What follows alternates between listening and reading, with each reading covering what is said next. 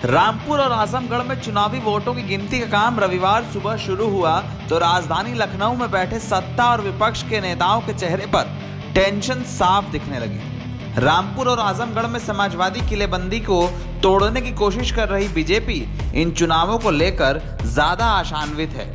कारण यह है कि ये पूरा चुनाव सीएम योगी आदित्यनाथ की लीडरशिप में लड़ा गया है और इसे 2024 के चुनाव के सेमीफाइनल के रूप में देखा जा रहा है। आजमगढ़ में दोपहर 12 बजे तक हुई वोटों की गिनती में दिनेश लाल यादव और धर्मेंद्र यादव के बीच कांटे की टक्कर दिख रही है।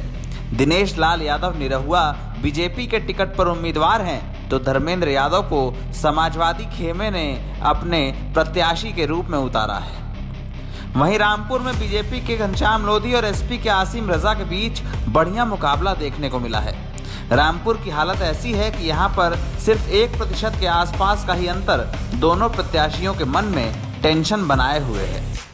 रामपुर में आजम खान की साख दांव पर है और जो दो प्रत्याशियों के बीच में मुकाबला है वो दोनों ही एक जमाने में आजम खान के बेहद करीबी रहे। वहीं आजमगढ़ में निरहुआ और धर्मेंद्र यादव के बीच सारी कश्मकश जीत के लिए है। आजमगढ़ को समाजवादियों का बड़ा गढ़ कहा जाता है।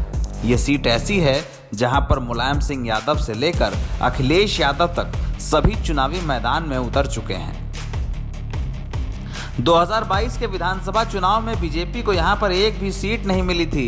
ये स्थिति उस वक्त थी जब उत्तर प्रदेश में योगी आदित्यनाथ की लहर थी और बीजेपी ने बहुमत के साथ सरकार बनाई थी। लेकिन इसके बावजूद बीजेपी यहां पर जीत का दावा कर रही है। बीजेपी का मानना है कि आजमगढ़ में इस बार जनता उसके साथ है।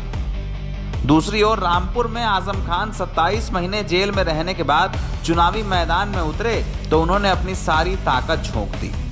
मंच पर बीजेपी को घेरते हुए, बीजेपी पर सवाल उठाते हुए, पुलिस की कार्रवाई पर सवालिया निशान लगाते हुए आजम खान ने पूरा चुनाव प्रचार किया।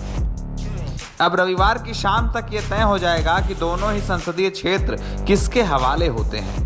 क्या समाजवादी पार्टी अपने पुराने किलों को बचा पाती है या योगी आदित्यनाथ आजमगढ़ और रामपुर में अपनी जीत का परचम लहरा पाते हैं। चुनाव का परिणाम बेहद अहम है, ये बात बिल्कुल तय है, लेकिन जीत किसकी होगी ये बहुत जल्द स्पष्ट हो जाएगा।